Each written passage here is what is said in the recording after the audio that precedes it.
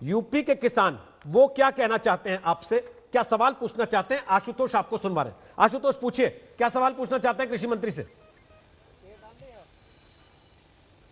रोहित, बिल्कुल उत्तर प्रदेश और खासकर पश्चिमी उत्तर प्रदेश और मुजफ्फरनगर जिला वो जिसे उत्तर प्रदेश के कहते हैं अनाज की राजधानी है ये, तो इस कटोरे में यहाँ जो किसान हैं उनके सामने भी सवाल यही हैं। और कृषि मंत्री अगर ये सुने कि दरअसल एमएसपी को लेकर के चिंता तो है ही, लेकिन दो और फिक्र भी हैं जिसको लेकर किसान यहाँ चिंतित है। उसमें ये कि कॉन्ट्रैक्ट खेती का भविष्य क्या होगा, क्योंकि उसको लेकर कई राज्यों में किसानों पर मुकदमे की नौबत आई है। दूसरा, अगर भंडारण की स्थिति आप बहुत ज्यादा बढ़ाते हैं तो कहीं जमाखोरी को बढ़ावा ना मिल जाए, कहीं उससे महंगाई की स्थिति ना हो। अब से कुछ ही सेकंड में भारतीय किसान यूनियन के नेता राकेश टिकैत भी हमारे साथ जुड़ेंगे, लेकिन दिलचस्पी मैं कृषि मंत्री से चाहूंगा कि ये भी समझें कि इतने सवाल आखिर क्यों है, इतने संशय क्यों है कि जैसे उन्हें पता चला कि आप सवालों के जवाब देंगे, कई सारे किसान कोरोना काल में सोशल डिस्टेंसिंग का पालन करते हुए इस गांव में, सहावली गांव में हमारे साथ जुड़ गए हैं। तो सीधे इन किसानों का रुख करते हैं और एक एक करके सवालों कृषि मंत्री खुद सुन रहे हैं आपकी बात। जो शंकाएं हैं, जो सवाल हैं, उनमें एमएसपी को लेकर तो एक है, लेकिन उनका जवाब यह है कि देखिए सरकार उन हितों का ख्याल रखेगी। दूसरी जो सबसे बड़ी शंका है वो क्या है और उसके साथ समाधान क्या है? सबसे जो दूसरी समस्या है, जो इन्होंने व्यापारियों को अधिकार दे दिया कि आप फसल को कितना भी जमा कर सकते हैं और जब उसके वाजिब रेट ऊपर हो जाए, आसमान छूने लगे, तब आप उसको कालाबाजारी जो जिसको हम पहले कहते थे, आप उसको मार्केट में निकाल सकते हैं। जब पहले राकेश टिकैत जी हमारे साथ जुड़ चुके हैं, भारतीय किसान यूनियन के नेता। कृषि मंत्री नरेंद्र सिंह तोमर जी हमारे साथ लगातार जुड़े हुए हैं, किसानों की बात भी समझ और उस पर जवाब भी दे रहे हैं। एमएसपी का मुद्दा आपने सुबह हमारे साथ उठाया था कि देखिए ये कैसे तय होगा। दूसरी बात है कि भंडारण के लिए बहुत सारे लोग आ जाएंगे तो जमाखोरी बढ़ेगी। कॉन्ट्रैक्ट खेती को लेकर के भी आपने आपत्ति जताई थी। सबसे अहम सवाल किसानों के सामने क्या है और उसका रास्ता कैसे निकलेगा, सोल्यूशन कैसे निकलेगा? देखो, एमएसपी को तय कर दे और एक कानून ले आए कि देश में एमएसपी से नीचे कोई भी फसल हमारी नहीं बिकेगी, तो उससे ही किसानों को बहुत राहत हो जाएगी।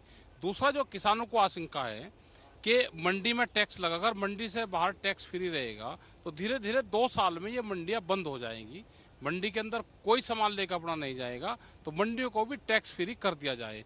एक जो भंडारण की कितनी व्यवस्था रहेगी, कितना वो कर सकता है, उस पर भी लिमिट लगाने की जरूरत है। तो इन 3-4 चीजों से कुछ सोल्यूशन निकल सकता है। कृषि मंत्री जी अगर सुन रहे हो तोमर किसानों की यहाँ पे बात, एक डर लगातार सवाल नहीं है, रास्ते भी दिए गए हैं और सुझाव भी हैं। ओके, तोमर साहब आप सुन रहे थे राकेश टिकैत को, उनका सवाल यह है कि जो व्यवस्था आप बना रहे हैं उसमें अभी नहीं तो धीरे धीरे करके 2-3 साल में मंडी व्यवस्था खत्म हो जाएगी पूरी तरह से।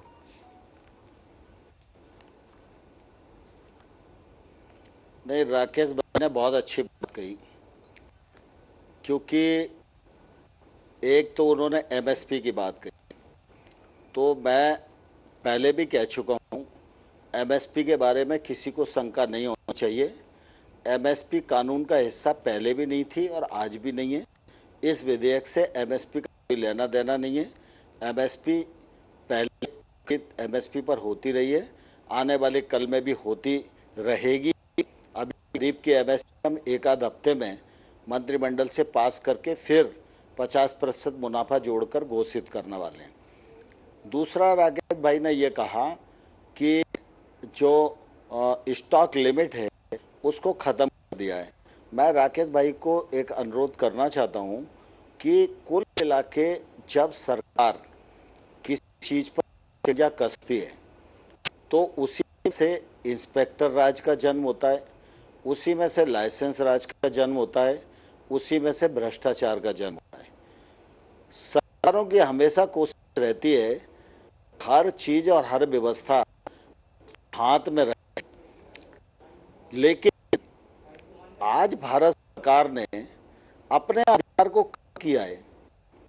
जब एसेंशियल कमोडिटी एक्ट आया था उस जमाने में खाद्यान्न का अभाव था और इसलिए ये आवश्यक थी कि ये एसेंशियल कमोडिटी एक्ट आए और वो हमारे स्टॉक लिमिट तय करें, जिससे कि देश में किसी प्रकार की अफरा तफरी ना हो।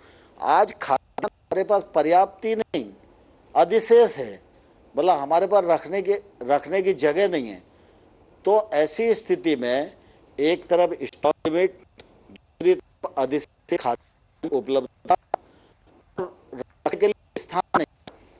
अगर हम ये स्टॉक लिमिट को हटा दें तो नया इंफ्रास्ट्रक्चर बनेगा, नए गोदाम बनेंगे, निवेश इसी के क्षेत्र में आएगा और से हम खाद्य पदार्थों को बाहर कर कोई नहीं आएगा, कोई लाइसेंस लेना पड़ेगा और किसी प्रकार के कानून का उल्लंघन नहीं होगा। जमाखोरी या कालाबाजारी तब होती है जब किसी माल का शॉर्टेज होता है। जब माल प्रचुर मात्रा में है, रहने की जगह नहीं है, तो कालाबाजारी जमाखोरी का तो सवाल नहीं उठता। दूसरा राज्य भाई कहना चाहता हूं कि जैसे पंजाब राज्य है, पंजाब राज्य में मंडी टैक्स 8% है, सब्जी पर भी 5% है और हम इस विधेयक के माध्यम से मंडी परिधि के बाहर का जो क्षेत्र है उसको ट्रेड के लिए अलाउ कर रहे हैं, अंतर्राज्यीय व्यापार के लिए अलाउ कर रहे हैं, किसी प्रकार का इस पर टैक्स नहीं लगा रहे हैं। जो खरीदार किसान से माल खरीदेगा वो 3 दिन के अंदर किसान को उसकी फसल के भुगतान करने के लिए बाध्य होगा। ये कानून में प्रावधान कर रहे हैं।